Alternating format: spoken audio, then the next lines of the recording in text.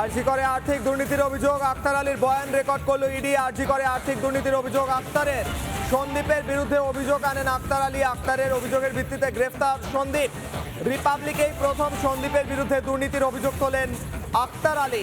আরজি করে প্রাক্তন deputy super Akter Ali জবাব চায় বাংলাদেশে। আক্তার আলী প্রথম যে অভিযোগ তুলে ধরেছিলেন, যার পরিপ্রেক্ষিতে আজকে গ্রেফতার হয়েছেন সন্দীপ ঘোষ বলা যেতে পারে।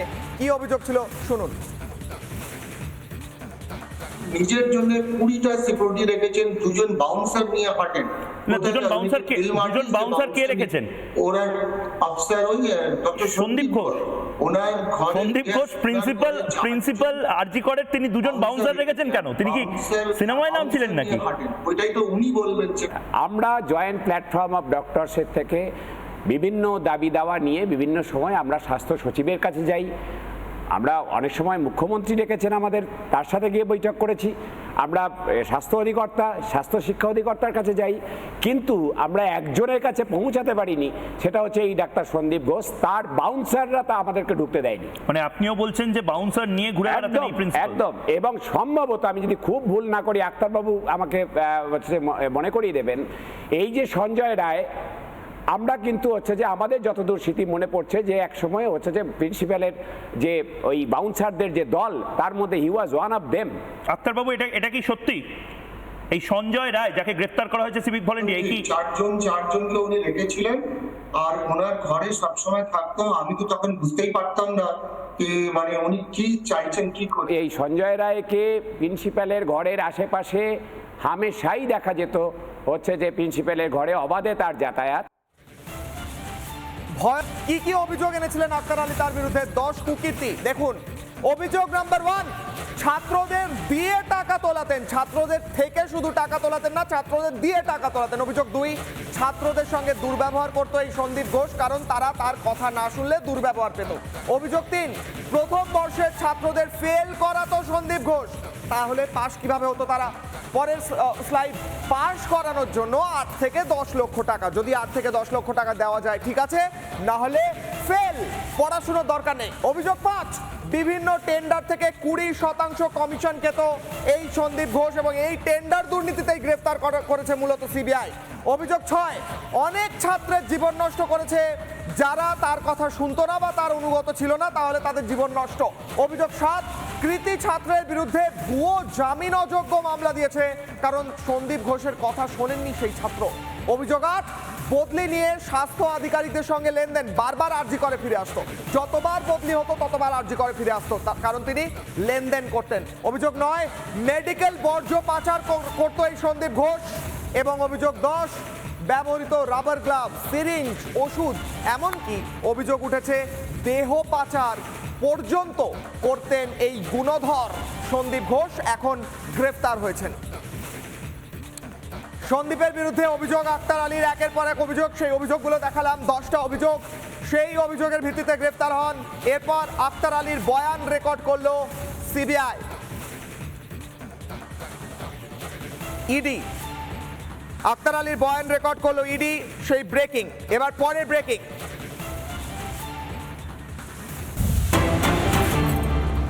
দুর্নীতির অভিযোগে গ্রেফতার সন্দীপ ঘোষ। সন্দীপ ঘোষের বিরুদ্ধে অভিযোগের ফাইল নিয়ে নিজামে পৌঁছন ডক্টর সুকান্ত চক্রবর্তী। আগেও একাধিক দপ্তরে অভিযোগ জানিয়েছি, বলছেন ডক্টর সুকান্ত। সন্দীপ ঘোষ প্রভাবশালী হওয়ায় তদন্ত হয়নি। আক্তার আলী একই কথা বলেছিলেন, অভিযোগ জানিয়েছি, তদন্ত হয়নি।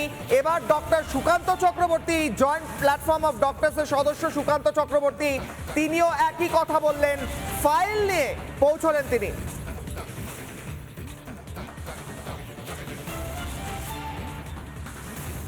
সে আরটিআই করে স্বাস্থ্য ভবনে কমপ্লেন করে যে কাগজপত্রগুলো পেয়েছেন সেগুলো সমস্ত কম্পাইল করে আমরা অলরেডি মেল করে রেখেছিলাম time to time.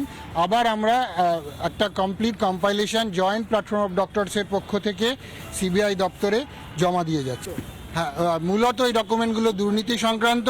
Sandeep Ghosh এবং আরজি কর মেডিকেল কলেজে ওনার যেসব ইরেগুলারিটিসগুলো ছিল তার এগেনস্টে ওভার দ্য ইয়ার্স, বছরের পর বছর ধরে আমরা যে অভিযোগগুলো করে এসেছি বিভিন্ন ডাক্তার সংগঠনের পক্ষ থেকে, সেগুলোর একটা কম্পাইলেশন। ওনার ওখানে ক্যাফেটেরিয়া, স্ক্র্যাপ মেটেরিয়াল, ওষুধপত্র কেনা, পরীক্ষায় ওনার সাঙ্গপাঙ্গদের অন্যান্য চিকিৎসকদের ভয় দেখানো ইত্যাদি বিভিন্ন রকম অভিযোগ ওনার সম্বন্ধে ছিল। সব সম্বন্ধে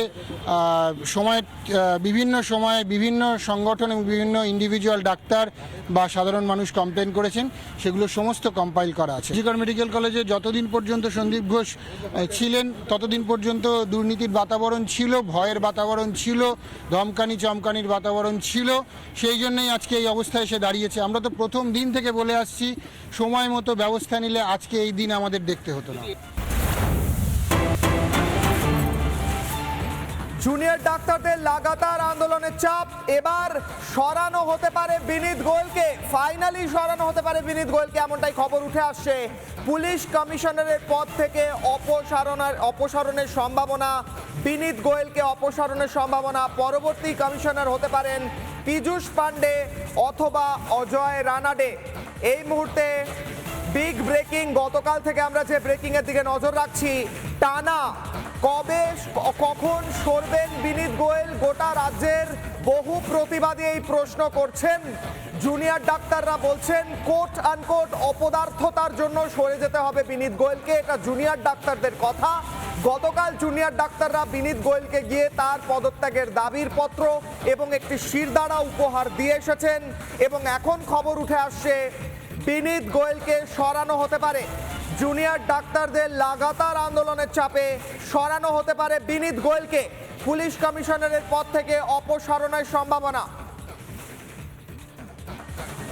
বিনীতের পদত্যাগের দাবি বিনীতের হাতেই বিনীতভাবে দিয়ে এসেছেন জুনিয়র ডাক্তাররা, এবং সেই পদত্যাগ পত্র দিয়ে আসার পর এবার সম্ভাবনা উঠে আসছে বিনীত গোয়েলকে সরানো হতে পারে। 14 তারিখের ঘটনা সম্পর্কে তিনি স্বীকার করেছেন, 12 তারিখের ঘটনা সম্পর্কে তিনি স্বীকার করেছেন যে এটা তাদের টোটাল পুলিশ ফেলিওর বলে তিনি মেনে নিচ্ছেন। মেনে নিয়ে তিনি যেটা বলেছেন যে স্যার আমাদের যে জায়গা, যে ক্রাইম সিন তদন্ত করার ব্যাপারে যে প্রশ্ন, দ্বিতীয়ত হচ্ছে যে এফআইআর করতে দেরি হলো কিনা, এভিডেন্স ট্যাম্পারিং নিয়ে যে প্রশ্ন, এই প্রশ্নগুলো নিয়ে ডিটেলস আমরা আলোচনা করি। এই আলোচনার সদুত্তর এবং সদর্থক কোনো পদক্ষেপ আমরা সিপির কাছ থেকে পাইনি। আমরা আমাদের যে ডিমান্ড ছিল সেই ডিমান্ডে এখনো আসছি, আমরা ডেপুটেশন সম্বলিত কপি দিলাম, এবং এরপরও আমরা বলছি পরিষ্কারভাবে যে নৈতিক দায়ভার, যে ঘটনা ঘটেছে আরজি করের বুকে, তার নৈতিক দায়ভার নিয়ে সিপির পদত্যাগ করা উচিত বলে আমরা মনে করি। এবং সেই দাবিতে আমাদের যে সুনির্দিষ্ট আন্দোলন কর্মসূচি চলছিল 5 দফা দাবিকে সামনে রেখে, সেইভাবে আমাদের আন্দোলন পরবর্তী আমরা এইখান থেকে অবস্থান বিক্ষোভ তুলে নেব, কিন্তু আমাদের ন্যায় বিচারের দাবিতে যে আন্দোলন চলছিল, আন্দোলন সেইভাবেই চলবে।